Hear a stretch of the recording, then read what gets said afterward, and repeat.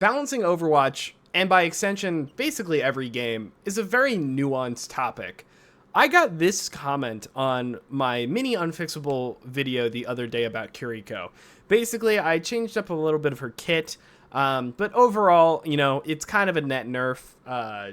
Basically, that's kind of the TLDR. This comment is something I got, and I want to read it to you. It says, "And people never learn that nerfs are never the way. Other heroes should be buffed instead. And Kiriko is A/B tier at the moment." We're going to ignore that last part. It's kind of irrelevant to this conversation. But it's basically the idea that nerfs are never the way and that other heroes should be buffed up instead. And I'm going to go ahead and talk about this topic because I think that this is a really interesting sentiment that a lot of people share. And we're going to go ahead and I'm going to play some footage for you in the background just so you can watch. But basically, is there merit to this, right? This idea that we should buff things and never really try to nerf things as possible, right? And on one hand, I get it, right? I get this idea that you want all the characters to be able to do a lot of things. You want them to feel good, and that if characters don't feel good, you don't want to sacrifice the feeling of other characters, right? But we do have to be a little more realistic when we talk about this, right? And I have written down here, I say that only buffing characters, right? That idea exists in a fantasy world. Basically, the idea there is that only ever buffing is going to work only if you get it right every single possible time. That every single change that you make is perfect and will always be perfect for the future, right? That is not going to happen, right? One of the ways that power creep finds its way into the video game is that, if we just want to buff everything, what happens if we buff something too far, right? If we buff a character too far and the only thing that we do is buff, well, now we have to buff everything up to that character's level, and God forbid we make another mistake and we buff them too hard, and now we have to continue that cycle, right? This is not how balancing works, and I don't think any game has ever been balanced like this before. But I just want to bring that up when we talk about only doing one type of balance change, right? Either up or down. Because that implies that you have to get it right to keep the game state the way it is. Because if you don't, then you're going to increasingly increase the power more and more and more and more, and it is just not going to feel like the same game anymore, and that is something you're going to have to live with, right? If you are not willing to make reversions to that, right? Especially in a game like Overwatch, eventually, if you were to do this style of balance, and we'll say for the sake of the argument, if it's mainly buffs, right? Because I think we know that they're not ever going to not nerf anything. So let's say it's majority buffs, right? 80% of the time, characters are going to get a buff, right? If that is the case, at some point, characters are going to become so powerful that the game is just not going to be as interactive, at least at all times, right? I'm going to give you a recent example of something. Now, this game is in beta, so it's all subject to change, but I've been playing a lot of Marvel Rivals recently as it's been in its second beta. I am enjoying it. I think it is a lot of fun, but I do find a lot of issues with the power level of every individual character. Now, every character in that game has way more moves and abilities than any character in Overwatch could even dream of having. And in one case, that is really fun, but a lot of times, because they can do so many things, and even the abilities individually are also, I think, more powerful on average than Overwatch abilities. So combine those two factors, and characters are able to do a lot of stuff. And there are a lot of characters in the game. Remember, it is 6v6. And there's team up abilities and all this stuff. Basically, what has been happening is that the game has become really non-interactive for a lot of things, right? It feels like every time you do something, it's like you're doing junk. I don't know how to describe it better. It's like, this damage is worthless. This knockup was worthless. I'm just delaying the inevitable, right? The value you get out of every individual ability is so low because every character, or so many characters, have abilities that can undo what you've done, or just basically like they can basically ignore what you're doing, right? And there are only very limited combinations of things like damage boost and some very even more overtuned abilities than most of them that can break through that. So on average, there is less interactability at every stage, and there's these very key specific elements that are the only thing that you can push through the game. Like, you can basically push through and get over them, right? This is the problem when the power level is too high, and only buffing will only ever get you closer and closer and closer to that power level, and I don't think that is the way we want to go for Overwatch. You know, something that after playing Marvel Rivals, I've appreciated about Overwatch, especially nowadays, is that most characters can make an impact. Now, I'm going to take out the recent tank changes out of the equation here, but for the most part, you are able to interact more often with a lot of characters and abilities and actually have an impact that is going to last longer, right? So, it's really hard, right? That at some point, if you buff too much, you will just create a game that is just completely different, and I think a lot more frustrating in the end. Now, on the other hand, when you focus mostly on nerfing, there is a high likelihood that you are going to kill part of the power fantasy of certain characters, right? Even just regular numbers changes at some point, you know, like let's take the Sojourn nerf, for instance, right? That character is almost unplayable now because her idea of like the pseudo one-shot type is just gone. And now Sojourn has been fundamentally changed because of it. She is just nowhere near as useful. It feels like she is worthless. She can't interact anymore. Why would you play Sojourn and try to build up the rail to get that basically no longer anywhere near the one shot when you could two-tap something with Cass from, you know, similar, safer distances almost. It doesn't really justify it, right? And I feel like Sojourn's power fantasy has been kind of destroyed by those nerfs. And again, like if you only were to nerf or mainly nerf, and now you have to bring everyone down to Sojourn's level, and now it just feels like nobody can do anything, you actually run into that same problem of like, there feels like there's your value is, you know, not being felt. Like there's less interactability because every character is so neutered to the point where now it's just not even fun to play these characters because it feels like nobody can do anything, right? So you need to find that sweet spot of you have an impact on the match, but your impact isn't so great, or you have so many options available to you that no one else can compete, right? That is the really hard thing with balancing.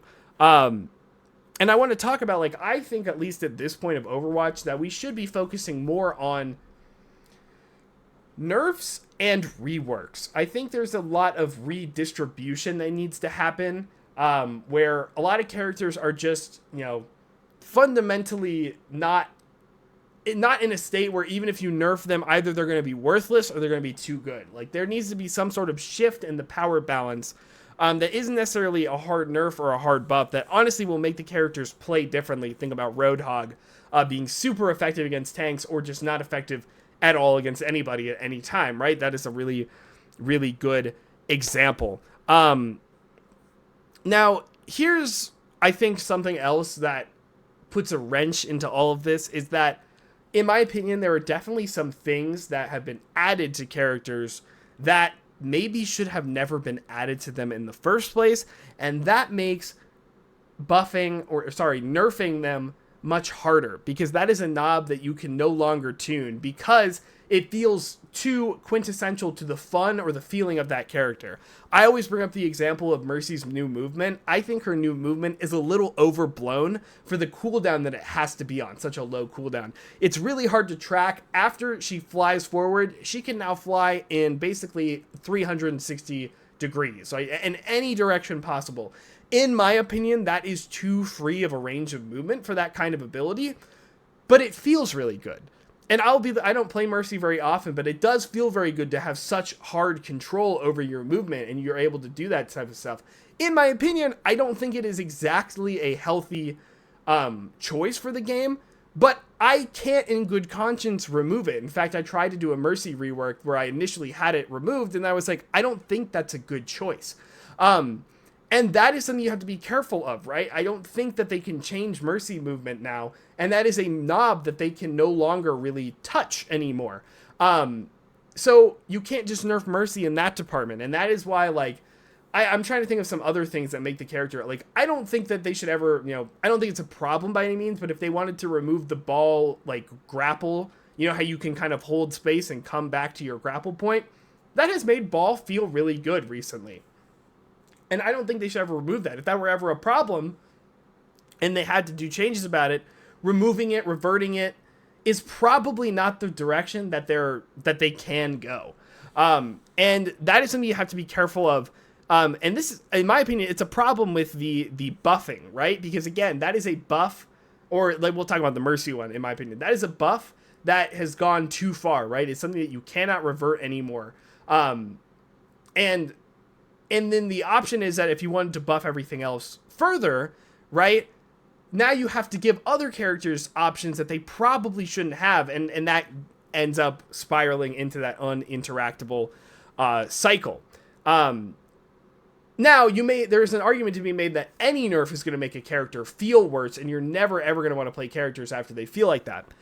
I don't think that's necessarily true. I think that there are some numbers changes that are, noticeable. Sure, obviously, I think most nerfs are noticeable, but aren't really crucial and don't change the way the character plays or really how they feel, right? I think minor health changes, damage changes, obviously if they're minor, that's fine, right? I feel like those kind of nerfs are necessary. They are common. There is really no problem with just those numbers changes that don't really have that much of a substantial impact. It's numbers versus options, right? If you give characters more options and make them feel better and make them more usable in more scenarios, making them less usable in those scenarios feels much worse than just making them more effective at things that they already did, right? That is kind of the big the difference here. It is not just that characters, some nerfs are good, some nerfs are bad, some buffs are good, some buffs are bad. It's not as simple as that. It's like, what kinds of buffs, right? It's not just the fact that nerfing and buffing are good or bad. It's like, what are the kinds of buffs or the kinds of nerfs that are better or, usable, something that is not frustrating. And I think that is really, really where this conversation gets really convoluted and somewhat nuanced, right?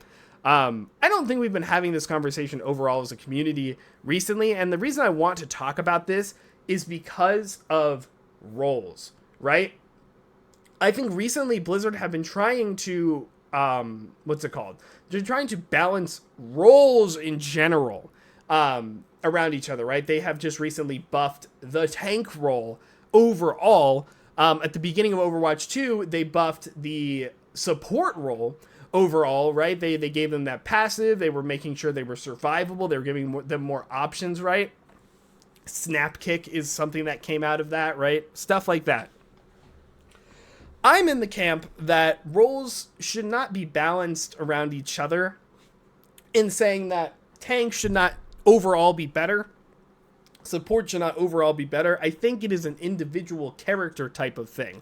That this character is struggling within their role, right? Now, obviously, if it feels like every single tank is struggling, then, maybe we give them more individualized changes. But for the most part, I don't think that's really how it goes. I think there's like some characters that do better than others.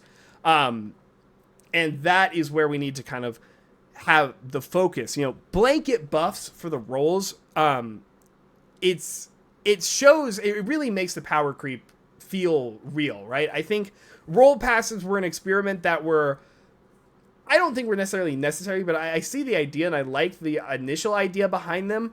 But I think nowadays we can kind of look back on them and see that it really did just increase the power and decrease a lot of that, interactability with some of the roles, especially now that we have these really giga buff tank passives that just make the role stronger and not actually make the characters much more interesting, engaging, or fun, right? And I think that is also a problem. It's like, yes, the role is stronger, sure, and maybe it does feel better that Tank can kind of run through a little more, but is that really healthy? Is that really solving the problems that we were going for? And the best part about these kind of changes is that I think they can be reverted and taken out so long as the replacement for it is something more substantial, more fun, more thought out, more options, right?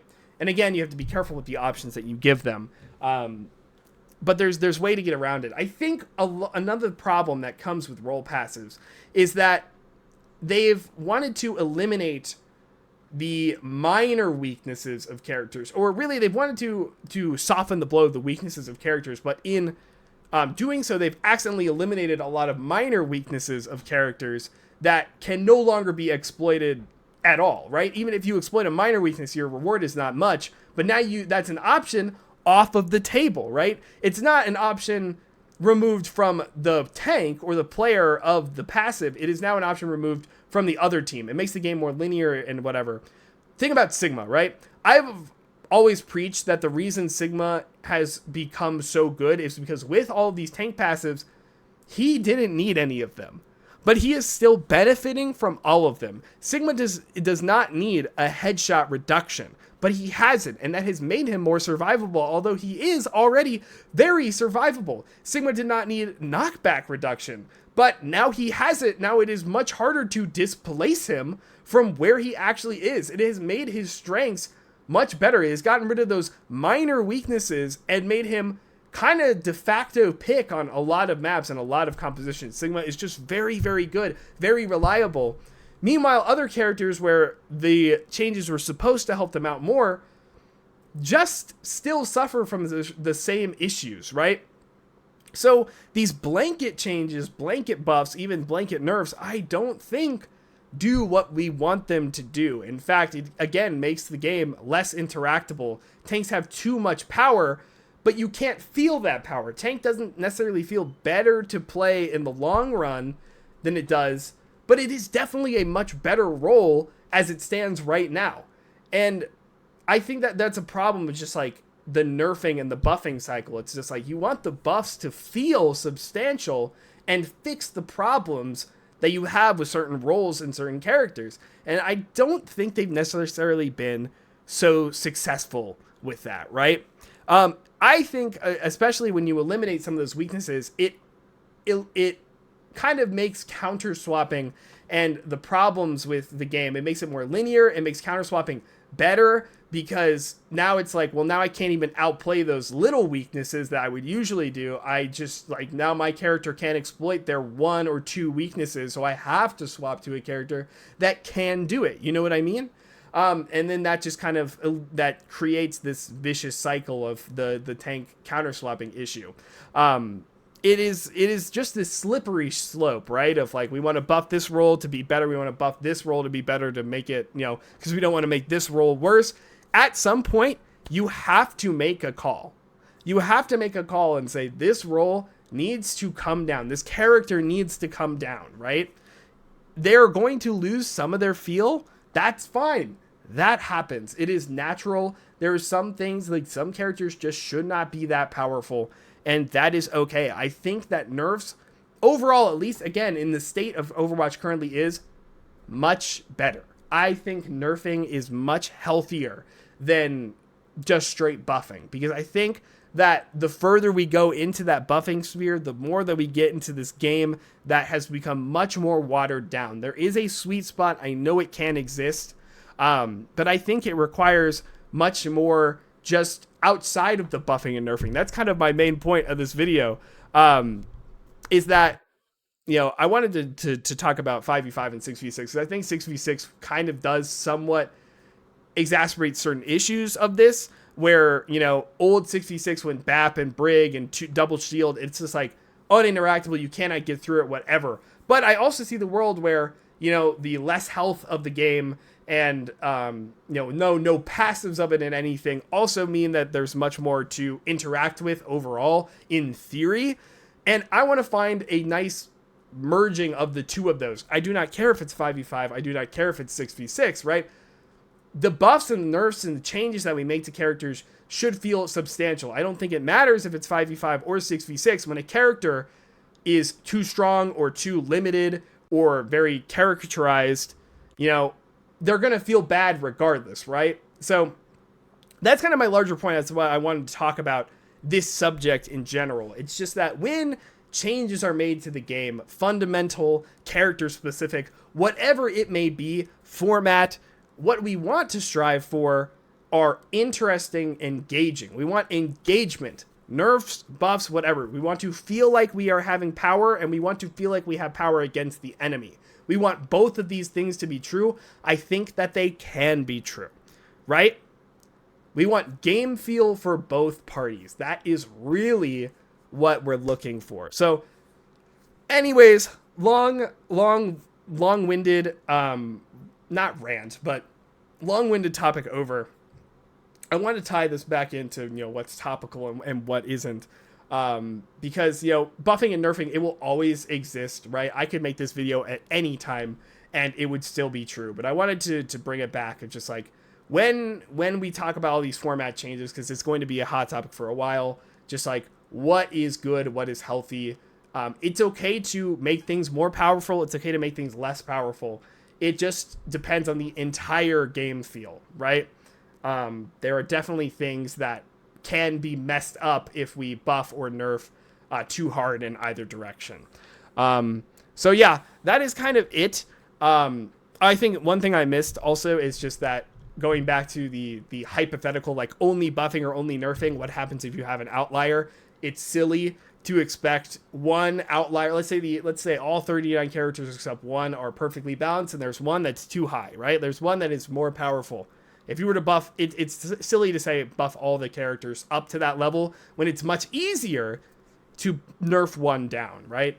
That is also something to consider. I think that is something that you can think about with current Overwatch 2. I don't think that is necessarily off the table, right? About we don't need, like if DPS, like let's say in theory, like tank became very, very good and DPS were nothing, we wouldn't want to necessarily have to buff all the DPS when it's much easier to buff or to nerf the tanks who are, less of the cast, right? Stuff like that. It is just more logistical to make the least amount of changes right now. And if it's something where it's better that we change all of them, like it ends up being better for the game that there are more changes, that's a different story. But if we can, let's just try to do the least possible so that they don't have to devote so many resources and the game doesn't have to change that drastically, right? But yeah, anyways, I feel like I'm rambling at this point, so I am going ahead and cut it off here. This was Stream Live, twitch.tv/Lane Hemingway. Tuesdays, Thursdays, and Saturdays when I stream, I always try to have a discussion. Also, please let me know what you guys think in the comments below. Do you prefer nerfs? Do you prefer buffs? Do you prefer 5v5 or 6v6? Go ahead, talk about it. It's always going to be a conversation. I don't really care. I think it is also worthwhile, relevant to this conversation. Subscribe, and do all that stuff while you're at it. I do really appreciate it. If you want to give me a hot take, a rework idea, something like that, or just talk general Overwatch, join my Discord. It is down below. Anyways, thank you guys so much for watching. Have a good day.